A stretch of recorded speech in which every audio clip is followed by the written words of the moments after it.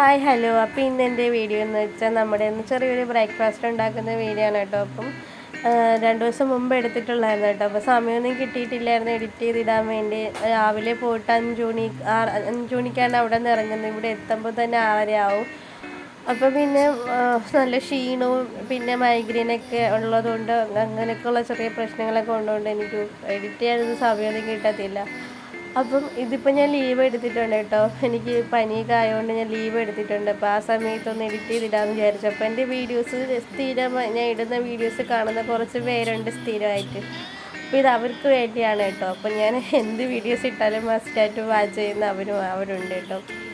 പിന്നെ ഡെയിലി ഞാൻ എത്താൻ തന്നെ അപ്പം തന്നെ കണ്ടിട്ടുണ്ട് ഈ കമൻറ്റ് അയക്കുന്ന കുറേ പേരുണ്ട്. അപ്പം ഞാൻ അവർക്ക് വേണ്ടിയാണ് മസ്റ്റായിട്ട് ഈ വീഡിയോസ് ഇടുന്നത്. അപ്പോൾ 2 ദിവസം മുമ്പ് ഇടാനും പറ്റിയില്ല. അപ്പം ഞാൻ നമ്മുടെ സവാളയൊക്കെ ഒന്ന് അരിഞ്ഞ് വെച്ചിട്ടുണ്ട് കേട്ടോ. പിന്നെ ഉരുളക്കിഴങ്ങ് 3-4 എടുത്തിട്ടുണ്ട്.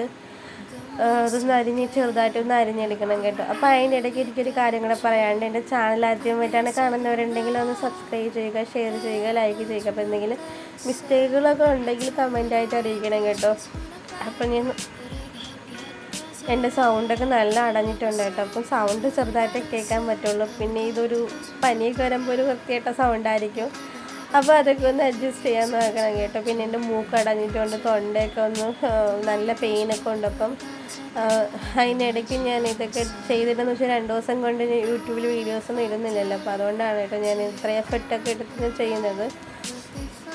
പിന്നെ നമ്മൾ ഉരുളക്കിഴങ്ങ് അരിഞ്ഞ് വെച്ചിട്ടുണ്ട് കേട്ടോ. അപ്പം ഞാൻ ഇതിനിടയ്ക്ക് എനിക്ക് വീഡിയോസ് എടുക്കാൻ പറ്റില്ല. കാരണമെന്ന് വെച്ചാൽ ഞാൻ പോകുന്നതിൻ്റെ തിരക്കും ടെൻഷനൊക്കെ ഉണ്ടായിരുന്നു. സമയം കുറവാണ് എനിക്ക്. അപ്പോൾ പെട്ടെന്ന് എല്ലാം ഒന്ന് കാട്ടിക്കൂട്ടണം, കറിയൊക്കെ ഒന്ന് വെക്കണം.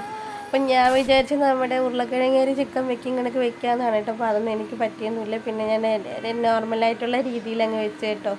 പിന്നെ നമ്മുടെ തലേദിവസം ആട്ടി വെച്ചിരുന്ന മാവ് ഇവിടെ ഉണ്ടായിരുന്നു. അതൊന്ന് കലക്കി എടുക്കണം. ദോശയ്ക്കുള്ള മാവാണ് കേട്ടോ.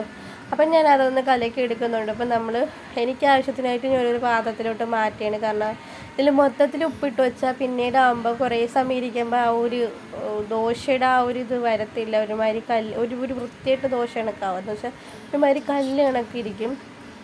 അപ്പോൾ നമുക്ക് ആവശ്യത്തിന് കുറച്ച് ഉപ്പൊക്കെ ഇട്ടെടുത്താൽ അത് നമുക്ക് ആ സമയത്ത് നമ്മൾ അപ്പം തന്നെ ഉണ്ടാക്കിയല്ലേ, അതുകൊണ്ട് അത്രയും സമയം ഇരിക്കുന്നില്ലല്ലോ. അപ്പം നമുക്ക് നല്ലൊരു ദോശയായിട്ട് ഉണ്ടാക്കി കഴിക്കാൻ പറ്റും. അപ്പം ഇങ്ങനെ മാവിൽ ദോശ, അതായത് ഉപ്പിട്ട് വെച്ചേക്കുന്നവർക്കൊക്കെ അതൊന്ന് ഇത് ഒരു പാത്രത്തിലോട്ട് മാറ്റിയിട്ട് എടുക്കുന്നതായിരിക്കും ബെറ്റർ കേട്ടോ. അപ്പം ഞാൻ അങ്ങനെ എടുക്കുന്നുണ്ട്. പിന്നെ എനിക്ക് കൊണ്ടുപോകാനും വേണം, കഴിക്കാനും വേണം. പിന്നെ ഇവിടുത്തെ കുഞ്ഞാവയ്ക്ക് കഴിക്കാനും കൂടെയുള്ള ഉണ്ടാക്കി വയ്ക്കുന്നുണ്ട് കേട്ടോ. അപ്പം സമയം വളരെ കുറവായിരുന്നു എനിക്ക് അന്നത്തെ ദിവസം. പിന്നെ ഞാൻ ഭയങ്കര വെപ്രാളപ്പെട്ട് ഓരോന്ന് ചെയ്യുന്നുണ്ട്. പിന്നെ മഞ്ഞൾപ്പൊടി ഇട്ടിട്ടുണ്ട്. പിന്നെ നമുക്ക് ഗരം മസാല ഇല്ലായിരുന്നു കേട്ടോ. അവിടെ ഞാൻ നമ്മുടെ ചിക്കൻ മസാല ഇട്ടാണ് കേട്ടോ ഉണ്ടാക്കുന്നത്. പിന്നെ കുറച്ച് മുളക് പൊടി ഇട്ട് കൊടുക്കുന്നുണ്ട്. ഞാൻ നോർമലി മുളക് പൊടി വറുത്തിട്ടൊക്കെയാണ് ചേർക്കുന്നത്. പക്ഷേ സമയം കിട്ടാത്തതുകൊണ്ട് അങ്ങ് എല്ലായിടത്തും വാരി ഇടണം കേട്ടോ പച്ചയ്ക്ക്. പിന്നെ മല്ലിപ്പൊടി ഇടുന്നുണ്ട്. തിളച്ച് വന്ന് 2 തിളയൊക്കെ ആയപ്പോൾ ഞാൻ നമ്മുടെ തേങ്ങാപ്പാൽ ഫസ്റ്റ് പാലാണ് കേട്ടോ ഒഴിച്ച് കൊടുക്കുന്നത്. സെക്കൻഡ് പാൽ ഞാൻ ഒഴിച്ചില്ല, ഞാൻ എടുത്തില്ല. സെക്കൻഡ് പാൽ എടുത്തിട്ടില്ലായിരുന്നു. ചാറിൽ അടച്ചു വെച്ചത് അതുപോലെ അങ്ങ് ഒഴിച്ചു കൊടുക്കായിരുന്നു കേട്ടോ. പിന്നെ അവസാനം വെളുത്തുള്ളി ഇടുന്നതെന്ന് വെച്ചാൽ നമ്മുടെ വായുവൊക്കെ വരുമല്ലോ ഉരുളക്കിഴങ്ങ് ഉണ്ടാക്കുമ്പോൾ. അപ്പോൾ അവസാനം ചതച്ചിടുമ്പോൾ ചെറുതായിട്ട് വെന്ത് വരുള്ളൂ, ഓവറായിട്ട് കുക്കാവത്തില്ല.